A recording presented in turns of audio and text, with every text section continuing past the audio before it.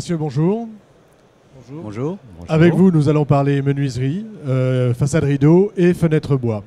Alors, à ma gauche, monsieur Jean-Marie Hackett, vous êtes architecte, vous êtes délégué au CNDB. Monsieur Vincent Pasquet, vous êtes président des menuiseries Pasquet, président de la section bois à l'UFME. L'UFME, c'est quoi? L'Union des fabricants de menuiserie extérieure, donc qui rassemble le PVC, l'aluminium et bien sûr le bois. Et bien sûr le bois dont on parle aujourd'hui. Monsieur Rodolphe Tellu, vous êtes responsable certification au FCBA, NF Fenêtre Bois. Alors on va commencer par vous, monsieur Hackett, et avec vous on va aborder pour commencer la façade rideau. Une façade rideau bois de qualité aujourd'hui, ça ressemble à quoi? Alors ce que j'appelle la façade rideau, c'est peut-être redéfinir la façade rideau, parce que tout à l'heure quand on a préparé, on parlait peut-être pas tout à fait de la même chose. Voilà, donc on va s'entendre pour convenir que la façade rideau bois, c'est donc constitué d'une structure bois faite de poteaux verticaux et de traverses horizontales. Cette structure bois est faite avec des bois collés pour éviter que ces bois ne travaillent trop et ne bougent et n'occasionnent des problèmes au vitrage. Donc c'est du bois contre-collé ou du bois lamellé-collé. Et on applique à l'extérieur de ces montants, de cette structure, on va appliquer des doubles vitrages ou des triples vitrages qui seront fixés par des systèmes très pratiques de pare close extérieur, en général en aluminium. On va intercaler en fait le vitrage entre deux joints souples en caoutchouc, PDM. de joints à lèvres qui vont réaliser l'étanchéité à l'eau et à l'air. Complète. Et donc c'est très facile à poser et à déposer. Donc c'est très pratique et de plus en plus utilisé. Donc on va avoir une possibilité d'une façade efficace thermiquement, surtout maintenant avec des triples vitrages. Voilà, c'est-à-dire qu'aujourd'hui les évolutions, c'est des évolutions vers le triple vitrage. Voilà, triple vitrage et avec intercalaire d'isolant entre les vitrages, dans le vide qui est constitué par la pare close. Ce qui veut dire qu'on a une meilleure isolation encore. Meilleure isolation, on diminue le pont thermique et on va de plus en plus vers le bâtiment performant. C'est normal, c'est l'évolution normale. C'est l'évolution normale. Alors la façade rideau bois, est-ce qu'on peut l'envisager partout? Est-ce qu'il y a des limites à son utilisation? Et si oui, est-ce qu'on réfléchit à pousser ces limites? Alors on l'utilise, je vous parlais de vertical, mais on l'utilise aussi en verrière, voire presque à l'horizontale. D'accord. Le même système, on fait des vérandas avec le même système. Il faut quand même, les limites, je dirais qu'il faut quand même penser aux protections solaires extérieures. Donc avec un système de structure soit associé, soit dissocié, qui va permettre de protéger ces vitrages pour éviter les surchauffes. C'est la seule limite. C'est la seule limite. Et voilà. si on parle de hauteur et de taille des verres, des vitrages? Alors, taille des vitrages, évidemment, ça va dépendre de l'accessibilité du chantier, du poids des vitrages et des systèmes des outils de levage qui vont permettre parce qu'on va porter des vitrages avec des ventouses, il faudra des grues. Donc on est un peu limité après par les moyens du chantier, les outils de levage, mais disons on peut arriver avec des grands volumes, on peut faire de très grandes hauteurs. Les poteaux vont être dimensionnés non pas en largeur mais surtout en épaisseur avec des calculs qui sont faits par les ingénieurs concernant la poussée au vent. Donc ces poteaux vont être en quelque sorte des poutres au vent, si vous voulez. Donc qui pourront être soit très profonds, soit avec des structures d'acier qui seront tendues pour reconstituer des poutres, mais pas des poutres horizontales, mais des poutres verticales, si vous voulez, en quelque sorte, pour reprendre les efforts au vent. Mais tout ça se calcule, c'est assez oui, c'est assez simple. C'est des techniques qui sont finalement assez anciennes. C'est pas quelque chose. Oui. Et sur l'innovation, donc c'est le triple vitrage. Et est-ce qu'il y a des problématiques thermiques, type pont thermique, sur ce type de façade? Et si oui, comment on les traite? Alors, je dirais qu'il y a aussi une chose qui est très intéressante à observer, c'est que depuis qu'on a un développement de l'outillage numérique, des machines de taille en commande numérique, on a des assemblages qui sont très propres et des assemblages cachés entre les montants et les traverses. Et donc, on a la possibilité de développer ce genre de façade sur de la très grande hauteur Et cette histoire de pont thermique, on a la possibilité d'intégrer dans ces rainures qu'on peut faire de l'isolant thermique entre les vitrages, qui va limiter au maximum les ponts thermiques.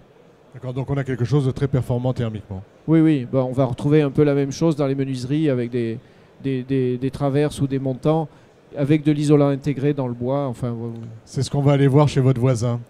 Monsieur Pasquet, une menuiserie bois de qualité aujourd'hui, ça ressemble à quoi? En fait, dans sa conception, dans ses règles, ce n'est pas forcément très différent d'une fenêtre PVC ou aluminium, puisque c'est les mêmes exigences de performance, voilà, que ce soit en thermique ou que ce soit en performance salaire. Donc on va retrouver un certain nombre d'éléments communs. Voilà. Maintenant, cette fenêtre bois qui a souvent cette image de matériaux très traditionnels, voire trop traditionnels, néanmoins est moderne dans sa conception et dans ses éléments de structure et ses composants. Qu'est-ce qui fait sa modernité?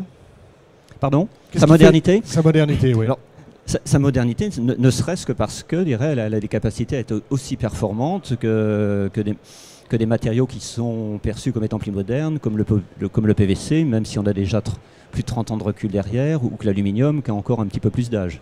Voilà. Alors, sur la fenêtre bois, j'imagine qu'on fait aussi du triple vitrage. Est-ce que ça apporte de nouvelles problématiques en termes de technique ou pas? La réalité du marché, c'est que le triple vitrage, pour l'instant, représente des cas plutôt faibles en quantité et des cas particuliers. Si on prend cet aspect-là, la RT 2012 là, qui est maintenant en application, la plupart des cas peuvent être résolus par des doubles vitrages performants. Voilà. On va trouver des cas particuliers où il faut ce triple vitrage. Donc on trouve des fenêtres bois en triple vitrage. Bien souvent, les solutions techniques, elles ne sont pas forcément compliquées, mais elles sont souvent plus coûteuses qu'avec les autres matériaux, parce que dans le bois, ça nécessite évidemment des épaisseurs plus importantes. Qui dit épaisseur plus importante veut dire la plupart du temps qu'il faut quitter le massif traditionnel pour aller vers des bois reconstitués. Maintenant, on dirait la profession sait faire. D'accord. Parce que dans une fenêtre bois aujourd'hui, on est encore dans le massif traditionnel ou dans le reconstitué? Bien souvent, parce que le massif traditionnel, lorsqu'on peut l'obtenir comme ça d'emblée, va être malgré tout une technique plus économique. Le reconstituer, malgré tout, nécessite des étapes complémentaires, de lamellation, d'aboutage, de maîtrise de ces collages, puisque ça fait appel à des certifications également quand on veut l'utiliser dans la fenêtre pour avoir ces garanties dans la durée. Donc ça maîtrise des process quand même bien maîtrisés. Et pour certains matériaux, voilà, on va dire par exemple comme le résineux, voire même le chêne, quand on veut l'utiliser en fenêtre, aujourd'hui c'est presque exclusivement en reconstitué lamellé. D'accord.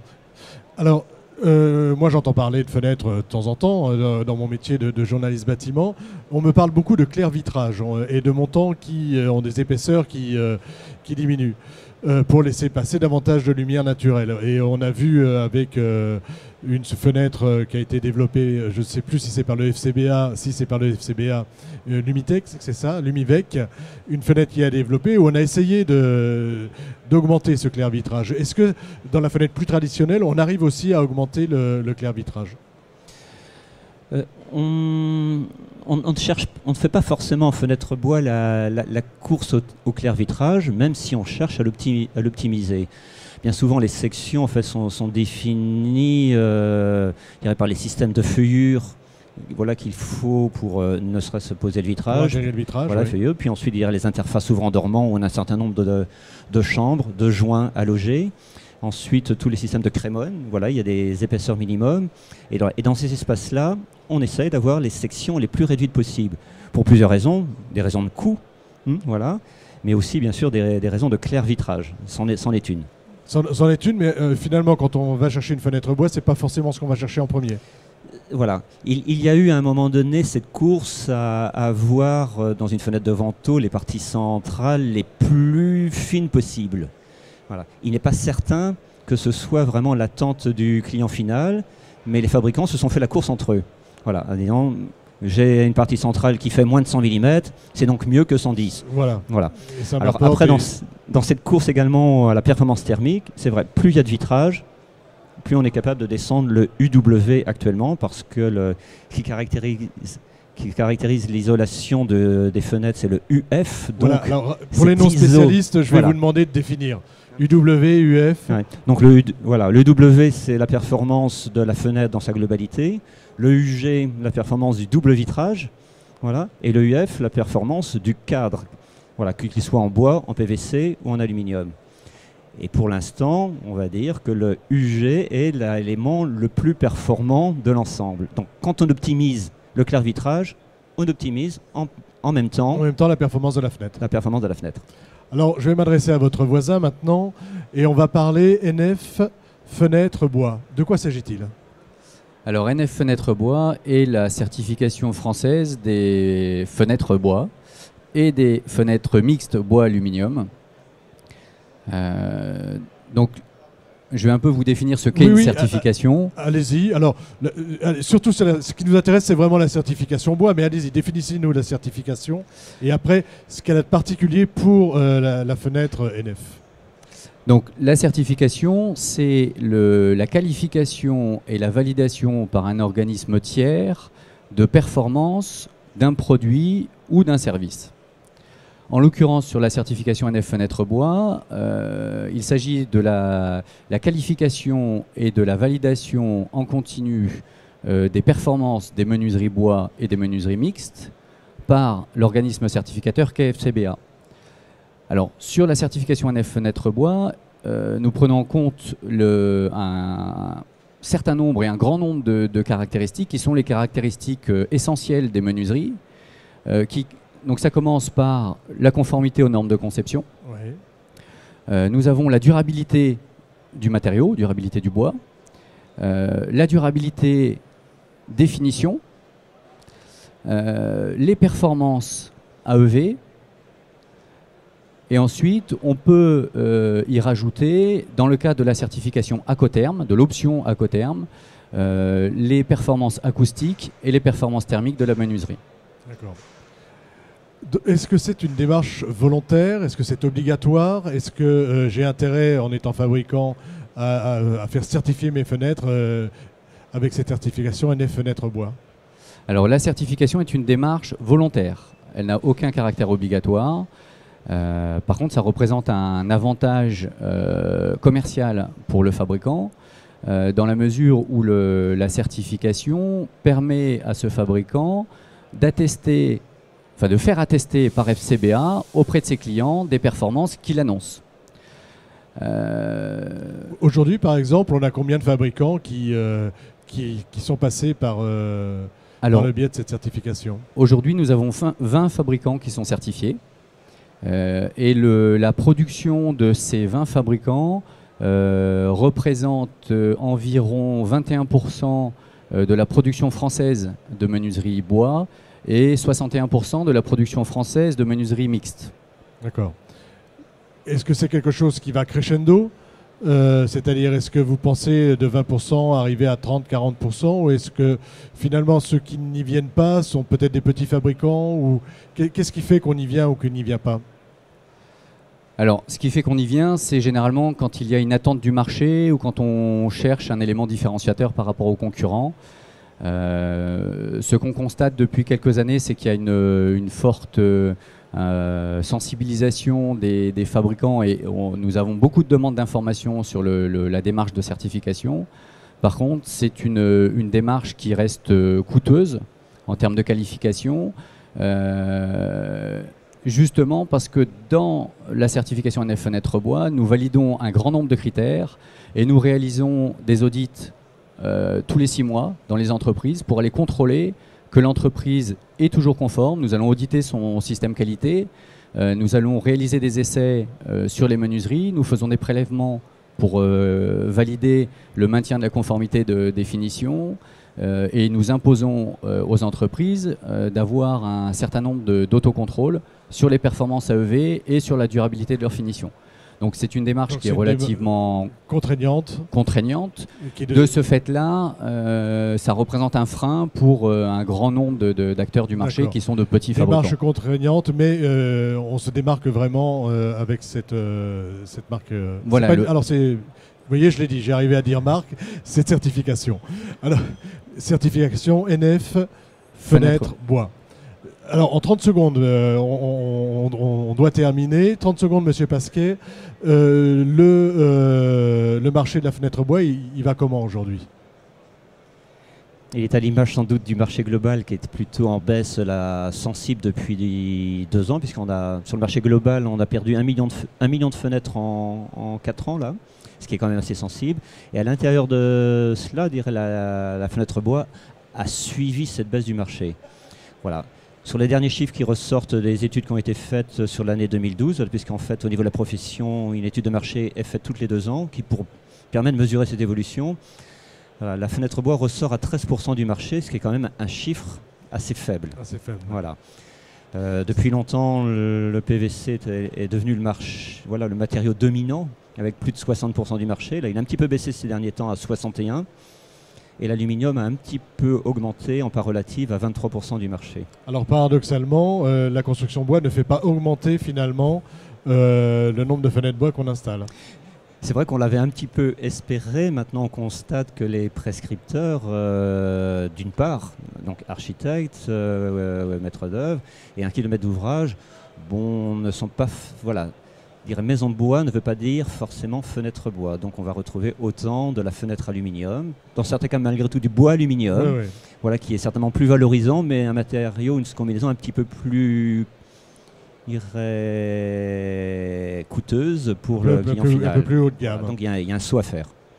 Alors on va finir avec vous, Monsieur Hackett. Vous voulez nous présenter quelque chose ? En 30 secondes, je vais vous demander de nous le présenter, et c'est quelque chose qu'on peut retrouver après au CNDB, hein, c'est ça ? Voilà, ce petit document qui est très bien fait pour donner les quelques arguments essentiels concernant les avantages de choisir une fenêtre en bois. Donc vous le trouverez sur le stand du CNDB ou sur le site même de la fenêtre. Lesfenêtrebois.fr. Lesfenêtrebois.fr. Donc on a même un site internet. Voilà. Donc un site internet, lesfenêtrebois.fr. J'imagine qu'il y a un site internet aussi chez vous. Et puis de votre côté, il y a un site internet pour la NF. Oui, depuis 1 an maintenant, nous avons créé un site internet fenêtre-nf.fr, donc sur lequel nous expliquons le fonctionnement de la certification NF Fenêtre Bois et de des certifications NF pour les menuiseries PVC, les menuiseries aluminium, puisque cette certification se décline sur les 3 matériaux, les exigences sont les mêmes. Et sur les menuiseries PVC et aluminium, c'est le CSTB qui intervient en tant qu'organisme certificateur. Merci messieurs. On a un peu débordé, mais c'était très intéressant. Donc, merci.